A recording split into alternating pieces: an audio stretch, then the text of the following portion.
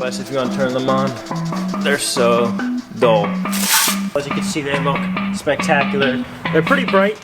I'll take this handy dandy tomahawk as our hammer. Just hit it to the side a little bit. Oh my god! Holy shit!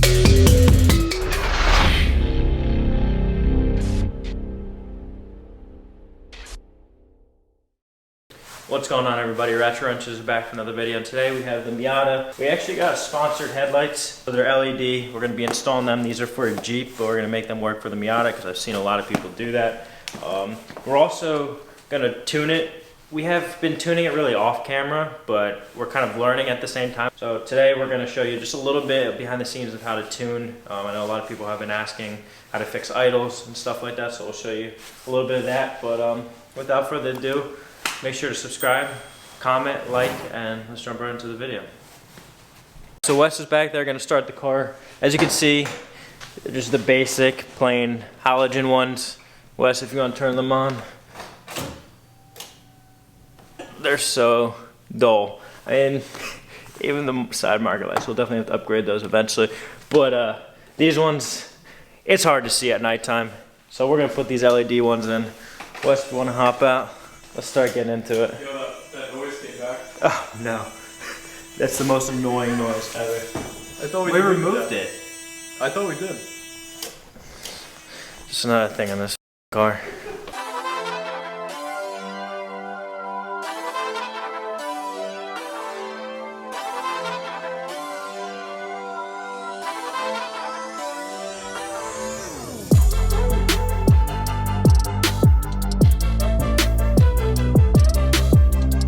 So first things first, let's get these black plastic cover. There should be 4 Phillips screws. Unfortunately, there's not one here, and there's not one here. So there's only 2 on this one, but take our handy dandy Milwaukee. And this thing should just maneuver its way out. It's a little beat up. Maybe we could restore it a little bit, but it goes there. All simple, so basic for being such an old car. With new cars nowadays, you can't take the headlights down that without removing the bumper and all that nonsense.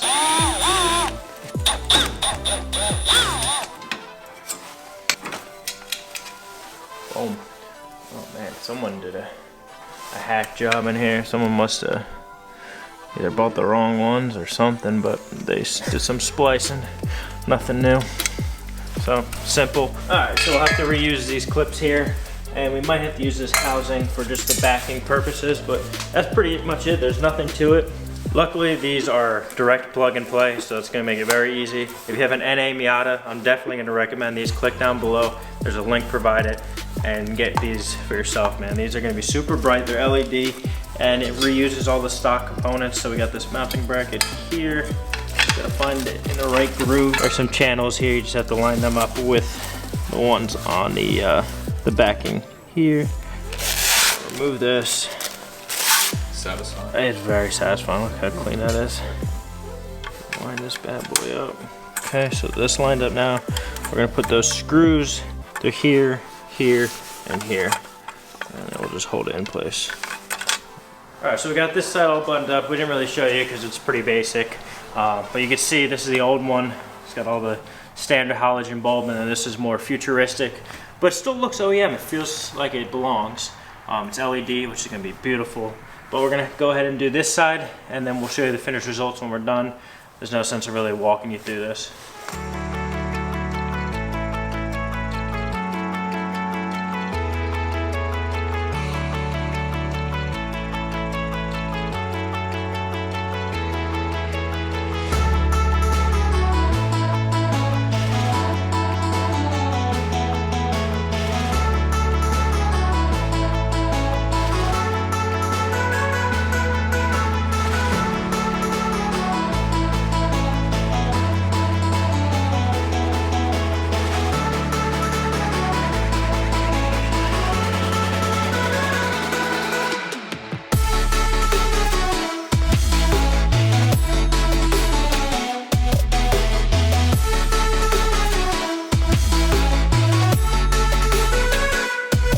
up for the headlight install. As you can see, they look spectacular. They're pretty bright. It's not a halo. I know it's very deceiving. So down here, it just shoots from there, the LED, and it kind of focuses out. We'll show that now. You get the key? It's in there. With the car off, they might not be the brightest, especially because it's cold out. Our battery's pretty drained, but we'll see what we get there. We'll have to probably adjust them so they point up a little bit because they're definitely horizontal.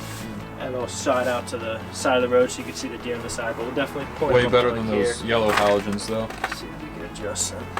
We'll do that later, but now we're going to get into the tuning, so let's do that now. Alright guys, so it's the next day. We ran out of time. You saw us install those beautiful headlights, which we'll link down below. As we were tuning it off camera a little bit, we've been hearing this squealing noise, and it's kind of sounding like the belt.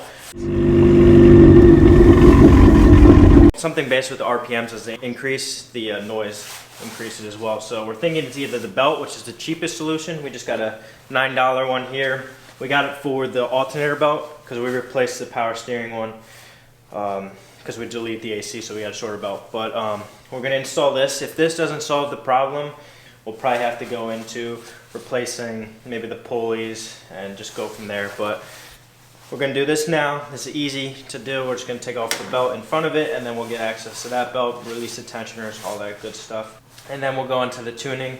So in order to get access to the alternator belt or the accessory belt, we got to remove the one that goes around the power steering. Unfortunately, we don't use this tensioner anymore due to deleting the AC compressor.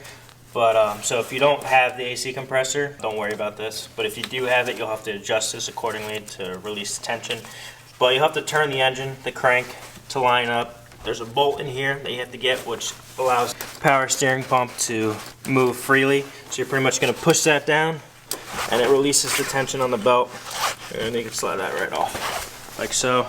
We have to get that out of the way to get access to that belt. We changed this one not too long ago, so we're just going to inspect it, see if there's any cracks or anything like that, but it should be pretty much in pristine condition. So set that out of the way. Now we'll have to get to the tensioner down here for that belt. So this is the tensioner right here. It's very old school. This goes into the alternator. The alternator sits here, and this is release the tensioner. We like to do things ratcheted around here because it's so seized on, so we took this off completely. And as you can see down here, the alternator is bolted in right there. And then this bolt right here would go through the top right there, and it would slide. But since it's not sliding, we have to do a ratchet. You're never supposed to use this as a pry bar or anything like that, but we do what the teachers in school tell us not to. And I'll take this handy dandy tomahawk as our hammer and just hit it to the side a little bit to release the tension. And now that belt should be accessible to pull off, and sure enough it is. Oh my god, this thing is so worn. Look at that, these things are all dry rotted, broken. This could have been our coper right here. So we got our new one here. Got our brand new tool that's shiny, but it's gonna be dark in a couple days. Make sure these are the right size. Boom, boom, boom. Let's put the new one on. Pretty much go up and under. Get on that pulley there. Actually, you know what? Let's see if these things spin freely without making any noise. So we got that belt back on after a little finessing.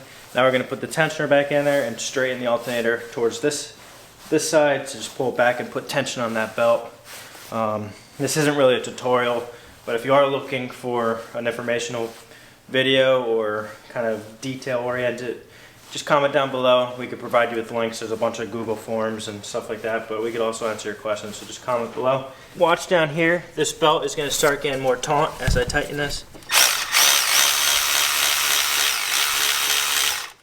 And now as I'm tightening this, it's applying the pressure and putting the tension.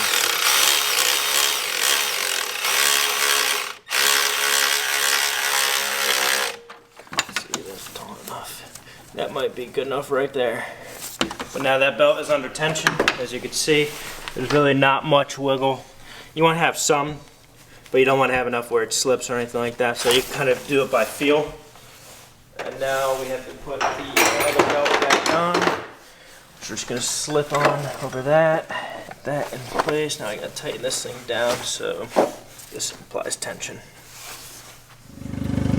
Alright guys, it's a bit chilly out, but we got the belt on, and we'll see if that squeak's gone.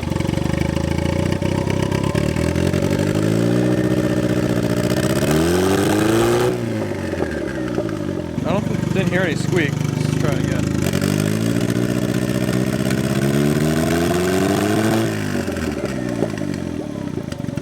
Yeah, I think that fixed it, so that is good. We don't really know what we're doing with tuning, but we've been messing around on the computer for a couple days like we mentioned earlier, and we're gonna just drive it around, do some data logging, see what the car needs, and use some auto tune features, kind of see how it goes. So alright, so we got Wes driving here. We're going to do our data logs and pretty much our auto tune. This is Tuner Studio. This is the paid version, so if you have a Miata and you have the Mega Squared ECU, there's a free version of Tuner Studio, but it doesn't give you all these extra luxuries of like auto tune and stuff like that, which help out tremendously. It's not dummy proof. You still have to, you know, kind of understand and grasp what you're doing, but I highly recommend getting the paid version. So now we're gonna start it up, see how this bad boy runs. We'll do the auto tune. Alright, auto tune. Now we'll start correcting these tables. This is the fuel VE table accordingly. live updating the numbers, and then once that's done, once we're done driving, you can hit apply and save to ECU, so it applies that table. But without further ado, let's see what she's got. And we are novice tuners. We have really no idea what we're doing. We kind of been reading it and researching, so we're getting a grasp of it, but we are not, by all means, experienced tuners. Absolutely not. So we're learning. But we originally took it to a tuner and it wasn't working out for us, so we took it upon ourselves to try to tune it. Even the GTI.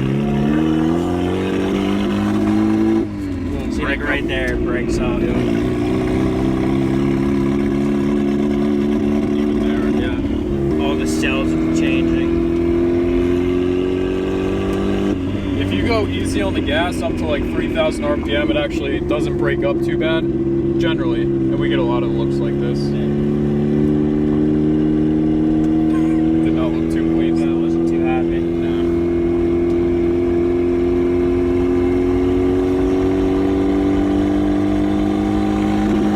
Right there, a little break up. Third gear right now.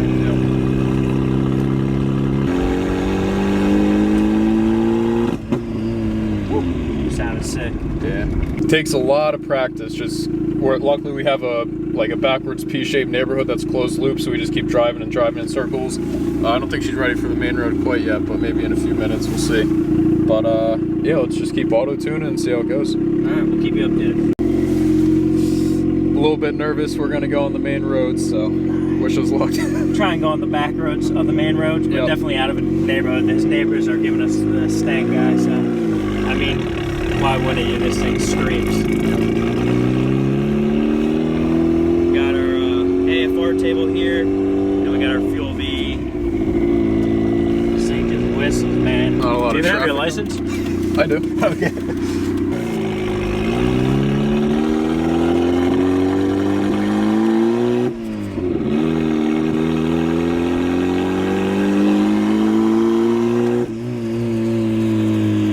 Just at like 25, it's so obnoxious. I know.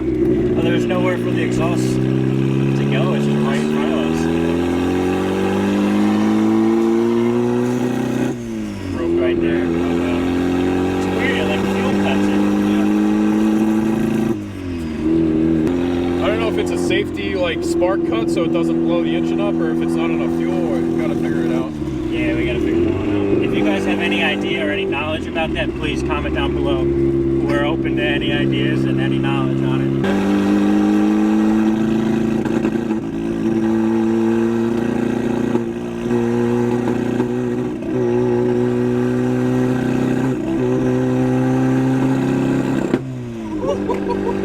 Holy shit. It is not running right at all, but it's sick. That is sick. Oh my god! Holy shit! Everyone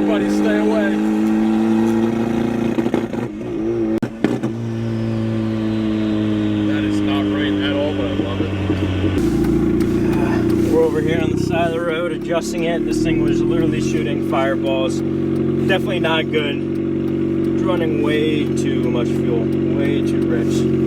So Wes is trying to work his magic over here, tuning it. We're still about 15 minutes from home. Give or take. So let's see if we can make it home. We don't have a fire extinguisher or anything. So wish us luck.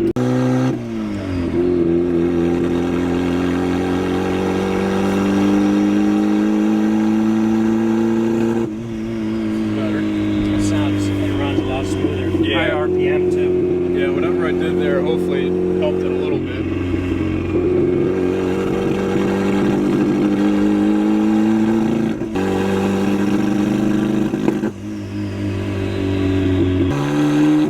There you go.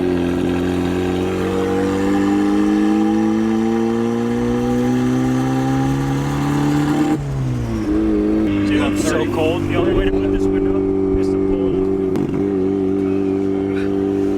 Project car life.